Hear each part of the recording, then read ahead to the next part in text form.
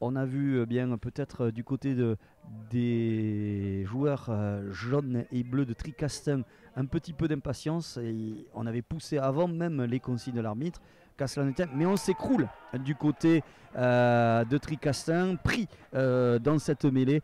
Et donc ça s'échauffe parce qu'effectivement, première mêlée, ce sont les joueurs de Tricastin, les jaunes et bleus, qui sont mis à la faute. On s'est écroulé. Tout à l'heure, on avait voulu peut-être aller un petit peu trop vite, pousser trop vite, donc ça s'était écroulé. Et là, ce sont les Gaillacois qui gagnent ce premier duel sur cette première mêlée. Son temps qui s'élance, ça part bien et ça passe entre les poteaux. Conditions météo et cette pluie fine, mais cette pluie qui s'est invitée ici du côté des bords du Rhône et de Saint-Paul, Trois-Châteaux, donc pour cette équipe de Tricastin. Allez, le ballon, il est dans les mains des Gaillacois qui ont récupéré ce ballon avec la sortie de celui-ci par Simon Gély qui tente sous pression.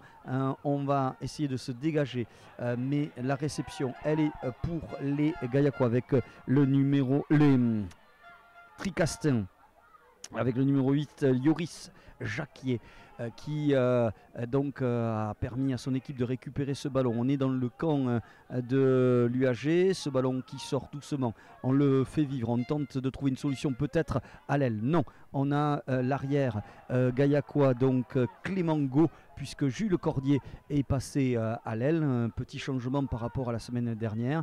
En tout cas, ce ballon, il a été récupéré par les Gaillacois, mis sous pression, avec ce ballon que l'on va quand même malgré tout tenter de de jouer avec donc ce ballon toujours dans les mains. Là, voilà, hop, un coup de pied pour se donner un petit peu d'air du côté des rouges et noirs Gaillacois, avec donc une touche trou.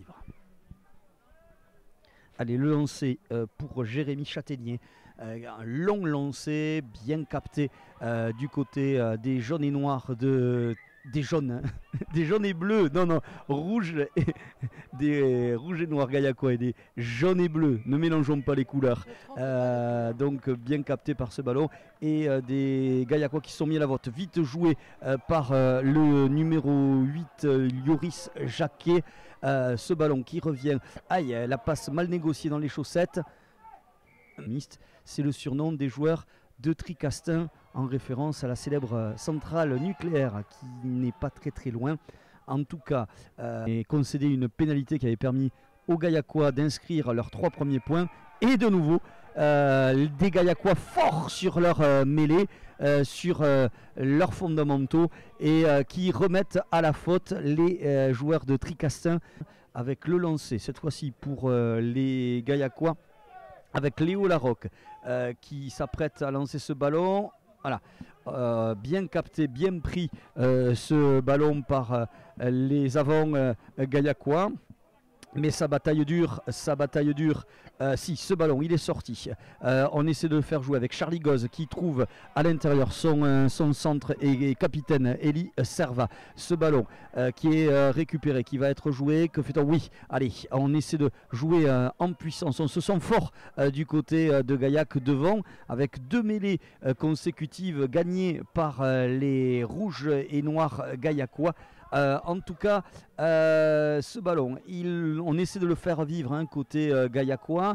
On le garde, mais on s'est mis à la faute. Et ouais, on a gardé le ballon côté Gaillacois. Donc dommage, qui s'apprête donc à tenter cette pénalité qui est bien tapée et qui passe. Voilà.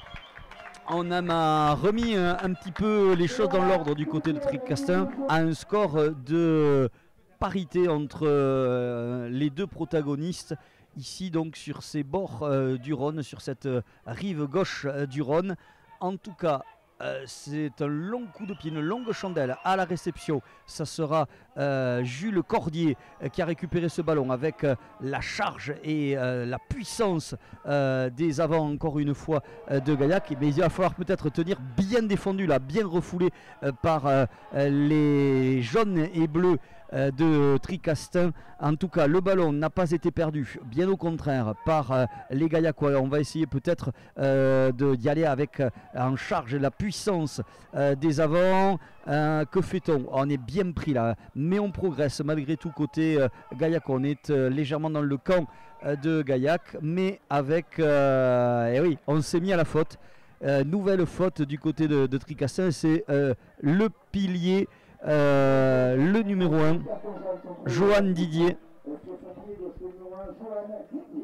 Peut-être les Gaillacois reprendre l'avantage dans cette rencontre. En tout cas, ça part très très bien et ça passe à côté. Au Nice, alors que l'on approche tranquillement du quart d'heure de jeu. Voilà ce ballon bien récupéré par Nicolas Adel. Ce ballon que l'on essaie de faire vivre. Attention, côté Gaillacois, avec ce ballon qu'on essaie de faire vivre par le biais de la puissance des avants. Des avants qui sont confiants depuis le début de cette rencontre côté rouge et noir Gaillacois. Avec ce ballon, on le sort rapidement, on essaie de trouver une solution. Que fait-on? On y va, on va au contact par l'intermédiaire donc de Jean Blancal. Là, à l'aile, que fait-on? On essaie avec Teddy Goz d'avancer un peu plus. Ce ballon vite sorti avec la charge du capitaine Eli Serva qui permet à Gaillac de gagner quelques mètres. On se rapproche de la ligne des 22 mètres cette fois-ci. On y est, on est sur la ligne des 22 mètres du côté Gaillacois. On continue à faire parler la puissance des avants sur ces différents molles successifs. Allez, c'est désormais donc Benjamin Jani qui s'est mis à l'œuvre. Là, de nouveau, on essaie d'avancer, mais on stagne pour l'instant sur la ligne des 22 mètres avec une bonne défense de Tricastin, les jaunes et bleus qui eh bien, défendent bec et ongle cette ligne des 22 mètres que les Gaillacois ont du mal à franchir. On essaie de trouver des solutions, mais on est refoulé par la défense de Tricastin. Excellente défense qui a mis à la faute les rouges et noirs de Gaillac. Récupérer ce ballon et de se réinviter à nouveau dans le camp de Gaillac. Allez, là une belle combinaison avec Sandrick Massiota qui est parti au combat. En tout cas, ce ballon, allez, on y va, on le fait vivre par l'intermédiaire de Thomas Breton, le solide pilier gaillacois. C'est Charlie Goz qui tape un coup de pied par-dessus, il va trouver les bras de l'ailier, le numéro 11, donc Thomas Lani, le capitaine de Tricastin qui tente une relance, mais un petit peu d'imprécision dans cette passe longue. Pardon, ce ballon qui est parti en touche, chers amis téléspectateurs, avec le lancer de Léo Larocque. Bien pris ce ballon, allez, par l'intermédiaire de la puissance de Benjamin Jani. Attention avec la charge de Thomas Breton qui a voulu y aller plein fer. Ce ballon, il est toujours